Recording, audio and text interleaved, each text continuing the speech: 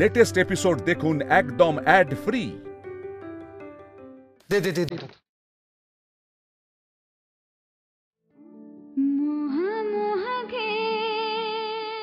আচ্ছা আমাকে দিন না, আমি নিজে করে নিচ্ছি। নীল আমাকে দাও, আমি করে দিচ্ছি। সবাই দেখছে তুমি এভাবে। I don't care. আমার স্ত্রী উন্ডেড, আমি করবো এটা। মেঘ, তুমি পাটা যদি নিজে এগিয়ে না দাও তাহলে কিন্তু আমি জোর করে টেনে নেব, সেটা ভালো হবে?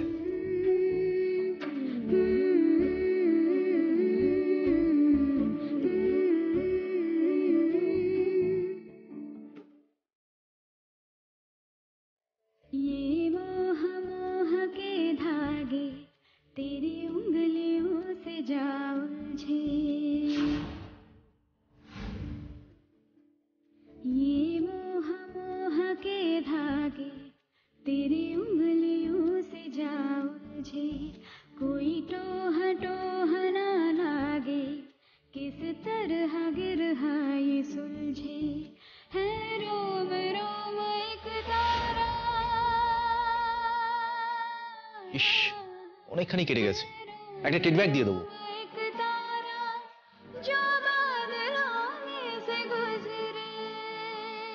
প্লিজ ব্যান্ডেজটা আমাকে দিন, আমি ওটা করে নেব। না, আমি যখন আছি তোমার কাছে আমি করব। আমার ওয়াইফকে টেক কেয়ার আমি করব, এতে কারোর কিচ্ছু বলার থাকতে পারে না, তোমারও না।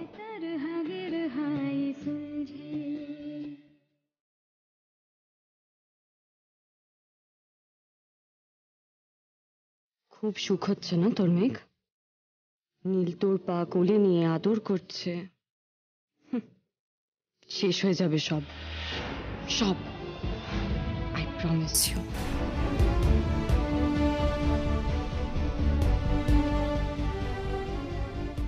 দাও, ওঠো।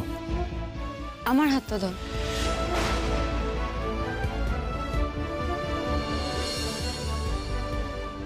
থাক ময়ূরী, তুমি সরে যাও, আমি তো আছি।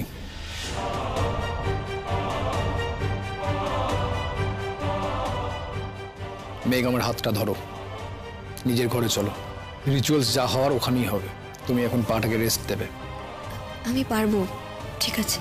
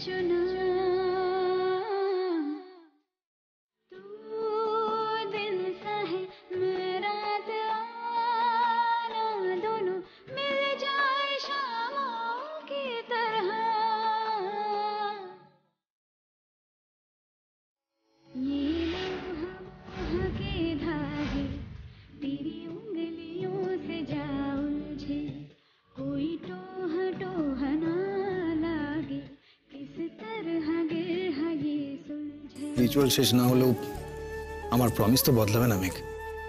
তোমার সারা জীবনের সব দায়িত্ব আমার, ভালো মন্দ সব কিছুর।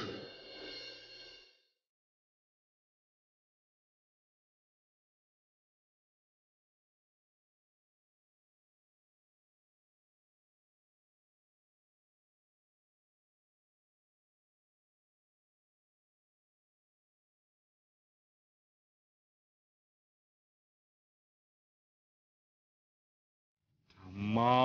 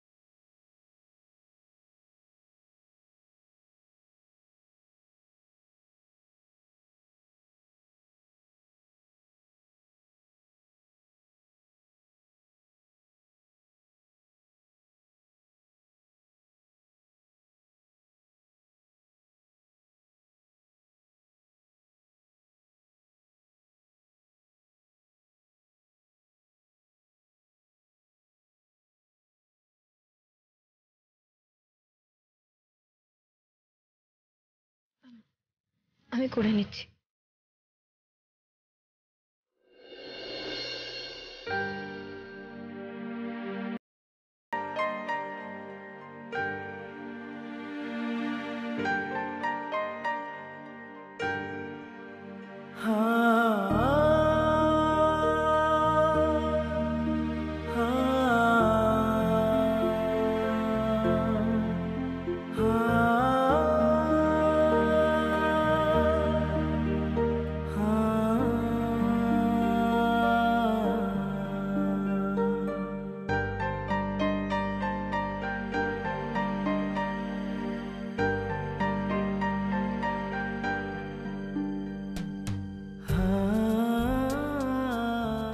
খেয়ে নাও, খেয়ে নাও। তুমি কোনো কথা শোনো না বলে তোমার এরকম হয়। এটা পেন কিলার আর অ্যান্টাসিড। খেয়ে নাও এটা।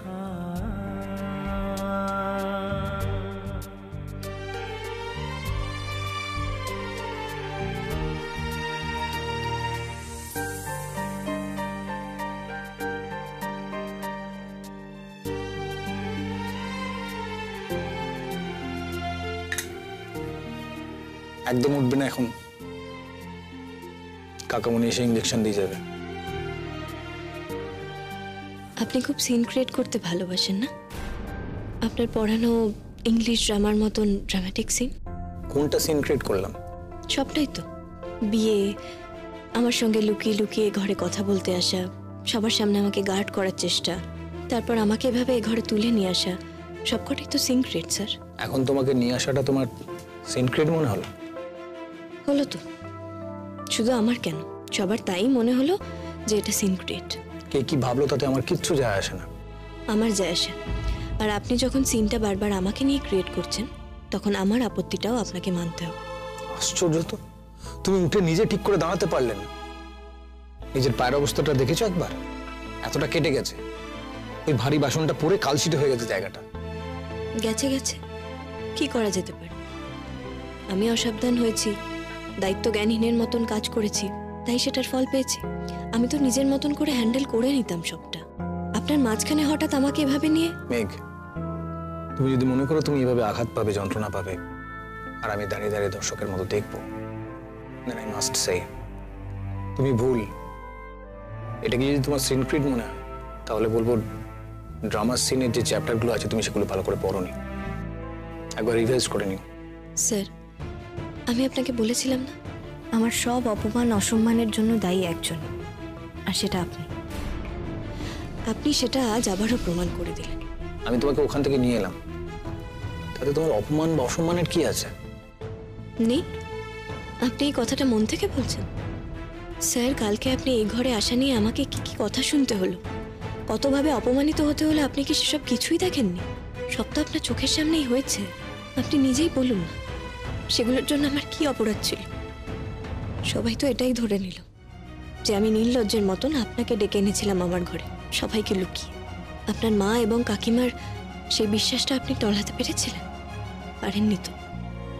কাজেই ওদের সমস্ত তির্যক ইঙ্গিত আমাকে সহ্য করতে হলো। স্যার, কাল যেটা হয়েছে সেটাকে আপনার যথেষ্ট অপমানজনক বলে মনে হয় না? নাকি তার জন্য আপনি নিজেকে একটুও দায়ী করেন? মেঘ,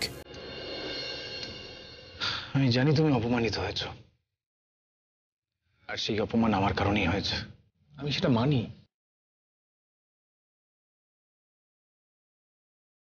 সেই অপমান তোমার থেকে আমাকে কিছু কম যন্ত্রণা দেয়নি, কিন্তু আমি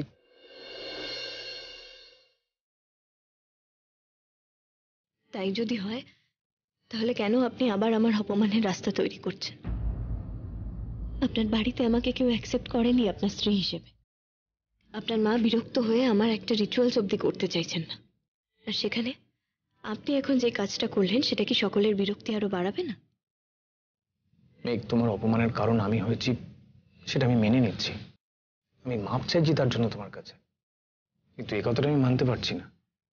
আমার স্ত্রী যন্ত্রণায় কষ্ট পাবে, হাঁটতে পারবে না, আর আমি তাকে এভাবে নিয়ে আসতে পারবো না। এতে কারোর বিরক্তির কি আছে? বুঝলাম, আপনি কিছুই বুঝতে চাইছেন না। ঠিক আছে, আমি বাদ দিচ্ছি সব।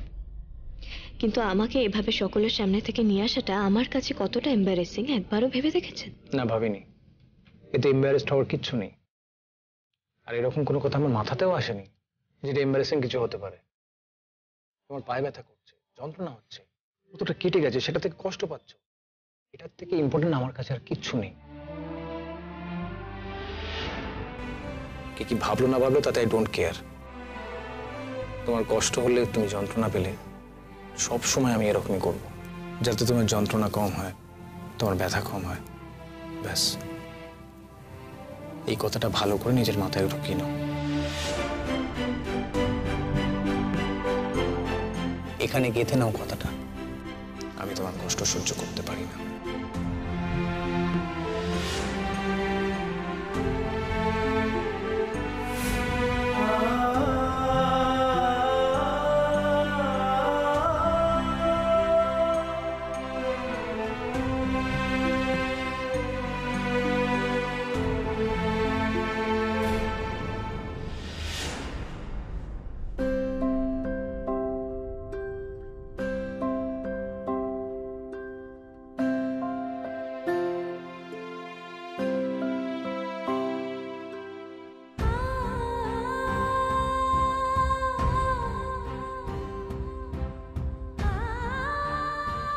ওমাশমণি, এটা তো দেখে মনে হচ্ছে কোনো ননদের।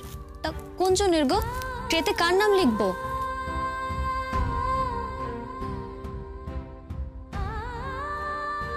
ওমাশমণি, বলছি এটা কোন ননদের? দুজন আছে তো। যার হোক নাম লিখে দে, আমার অত কিছু মনে নেই কোনটা কার। যে সব কিছু ঘুরে ঘুরে নিজে আনন্দ করে কিনলো নিজের বিয়ের জন্য, তার সঙ্গেই এই শাড়িটা ওর খুব পছন্দ ছিল। রাস্তা দিয়ে যাচ্ছিল, হঠাৎ দোকানে দেখে দোকানে ঢুকেই কিনে ফেললো, একটুও দরদাম করেনি, এত পছন্দ ছিল ওর। মেজদি, ওই শাড়িটা রেখেই দাও না, তাতে দিতে হবে না। প্রথমে ভেবেছিলাম কিছুই দেব না, এখন যখন দেখছি সব দেয়া হচ্ছে, সব কিছু দিয়ে দেবো, কিচ্ছু রাখবো না, কিচ্ছু না। মাসিমণি, তোমার না সকালে অন্তত ময়ূরীকে চলে আসতে বলা উচিত ছিল। মানে এখানে এত কাজ, এত কিছু গোছানোর, কার জন্য কোনটা কিনেছে এটা কিন্তু ময়ূরী সব থেকে ভালো জানে। বসুন বসুন। দেখো মধুমিতা, আমি একা নই, এরাও কিন্তু বলছে যে ময়ূরী বাড়িতে চলে আসাটা উচিত ছিল। কি উচিত ছিল আর কি অনুচিত ছিল সেটা আমার কানের কাছে এসে বারবার বলবে না। বাইরের লোকজন আছে, আমি যদি মুখ খুলি তাহলে। ওরেন্টি, ওটা গিনির নামে আছে, আর ওর সঙ্গে যা যা জিনিস আছে সব দিয়ে দে। আচ্ছা। আর শোনো, ওই পাঞ্জাবিটা লালের ছেলের ভাইয়ের নামে আছে, ওর সঙ্গেও কিছু জিনিস আছে, একেবারে গুছিয়ে দাও। আচ্ছা। যাই বলো মিতা, এটা কিন্তু একদম ভালো দেখাচ্ছে না। ময়ূরী কাল থেকে ও বাড়িতে গিয়ে বসে রয়েছে, এই কিরম ধরনের ব্যাপার? আর তোমার তো ওকে ও বাড়িতে যাওয়ার, ও বাড়িতে থাকার অনুমতি দেয়াটাই ভুল হয়েছে। 5 জনে যে 5 কথা বলবে। বড় বোনের সঙ্গে ছোট বোন গেলে সেটা একটা কথা, কিন্তু ছোট বোনের সঙ্গে বড় বোন, তার উপর আবার ওর সঙ্গে যে ওই ছেলের বিয়ে ঠিক হয়েছিল। এটা কিন্তু উনি ঠিকই বলছেন মেজদি, সব ব্যাপারটা যেন কেমন কেমন, একটু দৃষ্টিকটু। কেন? কেমন কেমনের কি দেখলে তোমরা? মাসিমা, ময়ূরী ওই বাড়িতে মেঘের সঙ্গে আছে, তাতে কি মহাভারত অশুদ্ধ হয়ে গেছে? এসব আদিকালের নিয়ম, ছোট যেতে পারে, বড় যেতে পারে না। তুমি রাগ করছো কেন মধুমিতা? যেটা দৃষ্টিকটু লাগছে সেটাই তো ওরা বলছেন। ও, ময়ূরীর ও বাড়িতে যাওয়াটা দৃষ্টিকটু লাগলো সকলের, আর তাকে বিয়ের পিঁড়ি থেকে টেনে হিঁচড়ে নামিয়ে সেখানে আরেকজনকে তুলে দেওয়া, সেটা দৃষ্টিকটু লাগলো না, তাই না? মায়ের এই আঘাতের যন্ত্রণার থেকে সকলের অপমানের যন্ত্রণা যে আমার কাছে অনেক বেশি কষ্টের স্যার। পায়ের ব্যথা সারাবার যে ওষুধ আছে, কিন্তু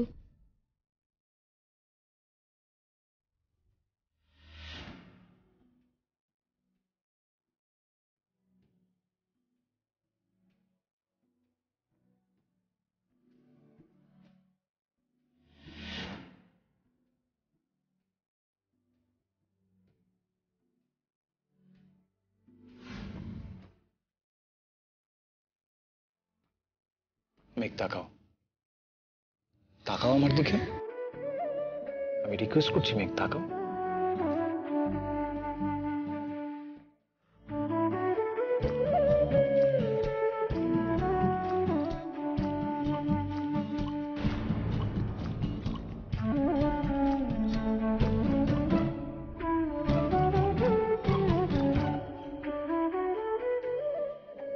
মেঘ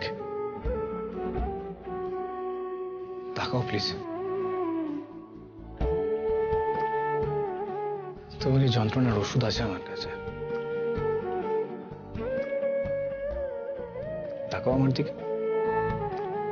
আমার মেঘ বালিকা, তুমি নিজের মনের মধ্যে যে সত্যিটাকে অস্বীকার করার জন্য নিজের সঙ্গে যুদ্ধ করে চলেছ, সেই সত্যিটাকে স্বীকার করে নাও।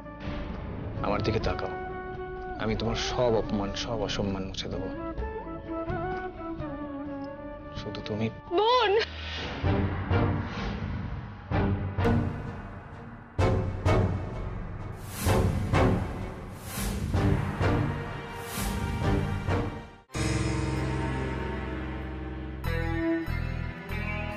সরি নীল, সরি মেঘ, আমি তোদের ঘরে এভাবে ঢুকে এলাম।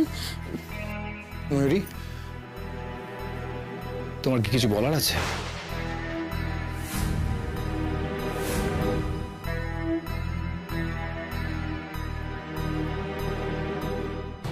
Hey Meg, Meg, I'm sorry. I'm terribly sorry. আমি বুঝতে পারছি না এটা কি করে হয়ে গেল।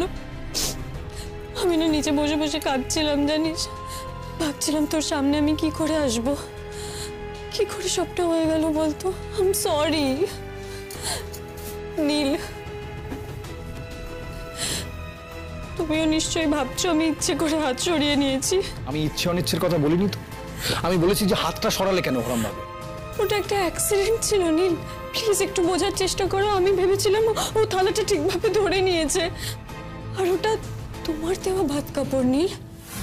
সেখানে আমি তো তোমাদের কাউকে বোঝাতেই পারছি না। ঠাম্মাও আমাকে বললো হাত যখন সরানোরই ছিল তখন ধরতে গেলে কেন। আমি তো ইচ্ছে করে কিচ্ছু করিনি, আমার কথা কেউ বিশ্বাসই করছে না। মেঘ, এই মেঘ, তুই আমাকে পারমিশন দে তো, আমি আজকেই বাড়ি চলে যাব। আমি আর এখানে আসবো না। না না, আমি আসবো না। আজ সন্ধ্যেবেলায় যখন সবাই আসবে আমি তখনও আসবো না। আমি জানি আমি আশেপাশে থাকলে যদি আবার কিছু ঘটে সবাই আমাকেই দোষ দেবে। আমি আসবো না, আমি চলে যাচ্ছি, তোকে এটাই বলতে এসেছিলাম। মেঘ, কোথায় যাচ্ছ? তুমি কিন্তু বিছানা থেকে একদম নামবে না।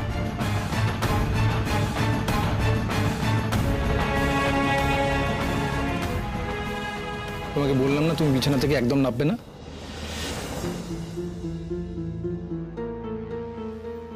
কোথাও যেতে হবে না। দিদি ভাই, দিদি ভাই, তুই কেন এরকম বলছিস বলতো? আমি কি তোকে একবারও কোনো দোষ দিয়েছি? একবারও কি কিছু বলেছি আমি তোকে? তুই বারবার কেন ভাবিস বলতো যে আমার সঙ্গে যা কিছু ঘটছে তার জন্য আমি তোকে দায়ী করব? মানছি তুই মুখে কোনো দোষ দিসনি, কিন্তু মনে মনে তো ভাবছিস রে। দিদি ভাই, আমার মুখে এক আর মনে আরেক নয়।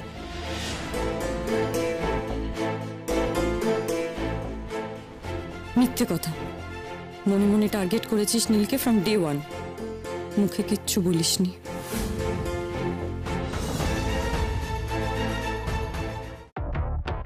যদি মনে মনে সেটা ভাবিস সেটাও তো অন্যায় না বল? যে কেউ তো সেটাই ভাববে। আমার বদলে তোর বিয়ে হলো তাই আমি ইচ্ছে করে তোকে বিপদে ফেলছি। দিদি ভাই প্লিজ। ময়ূরী, তুমি নিজেই কিন্তু এসব ভাবছো। আমার ভীষণ খারাপ লাগছে নীল। মেঘ, আমি বুঝতে পারছি না আমি তোর ব্যথা কি করে কমাবো। আমার ছোট বোন বিয়ের মধ্যে এভাবে ইনজিওর্ড হয়ে গেল, আমি তো এটা ভাবতেই পারছি না। আচ্ছা ঠিক আছে ময়ূরী, তুমি শান্ত হও, শান্ত হও। তুমি যে ইচ্ছে করে করনি সেটা সবাই বুঝতে পেরেছে। নীল, তুমি মন থেকে এই কথাটা বিশ্বাস করো তো? না করার কোনো কারণ তো দেখছি না। Thank you. নীল, তোমাকে একটা রিকোয়েস্ট করব, তুমি এখানে বেশিক্ষণ থেকো না। কেন? আমি এখানেই থাকবো। আজ তো তোমাদের ওই স্টুপিড কালো রাত্রি ফাত্রি নেই। নেই আমি জানি, কিন্তু তুমি যদি সারাক্ষণ মেঘের সঙ্গে থাকো তাহলে তো তোমার মা কাকিমা সবাই খুব রাগ করবে, অলরেডি করছে রাগ। সবাই ভাববে মেঘ তোমাকে নিজের কাছে আটকে রাখছে, তাতে মেঘ আরো অনেক বেশি সমস্যায় পড়বে।